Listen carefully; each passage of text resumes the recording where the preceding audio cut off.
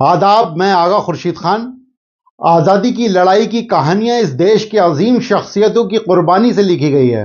हमारे मुल्क पर जब अंग्रेजों ने हुकूमत करने के बारे में सोचा तो उन्होंने पहले इसके लिए जासूस भेजे।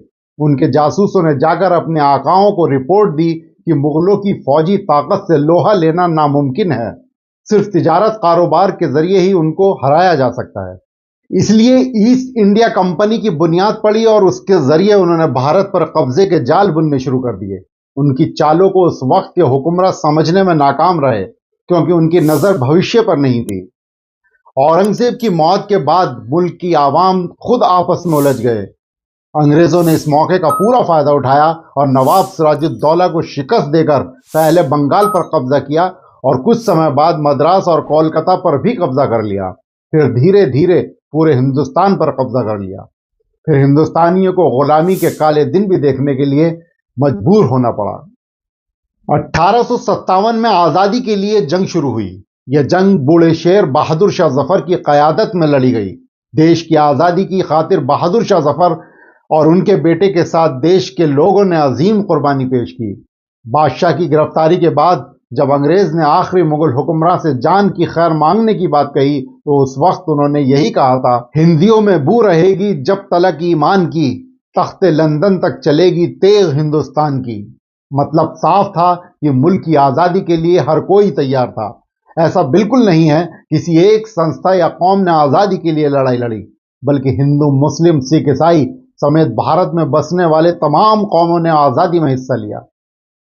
हम बात कर रहे हैं एक ऐसे स्वतंत्रता सेनानी की जिन्होंने अंग्रेजों के खिलाफ लड़ाई लड़ने के साथ ही 1947 में पहले बिहार में दंगे के दौरान महात्मा गांधी के साथ लोगों की सहायता कर शांति लाने में बहुत अहम भूमिका निभाई।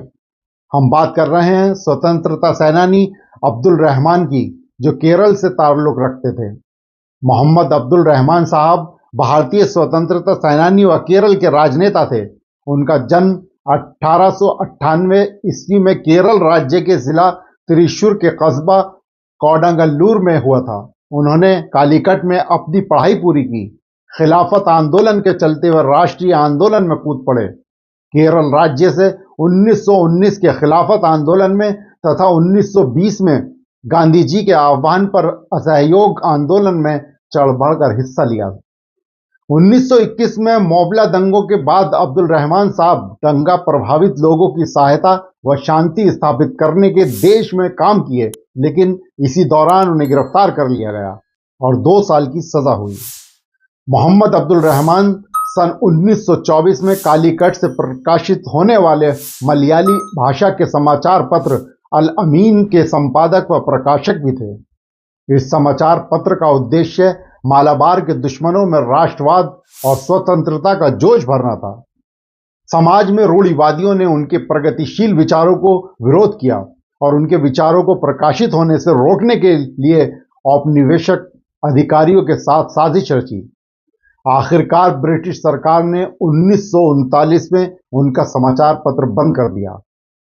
1930 में गांधी जी के नमक सत्याग्रह के आह्वान पर उन्होंने कालीकट समुद्र तट पर नमक कानून तोड़ने में भाग लिया और कन्नूर सेंट्रल जेल में 9 महीने की सजा हुई।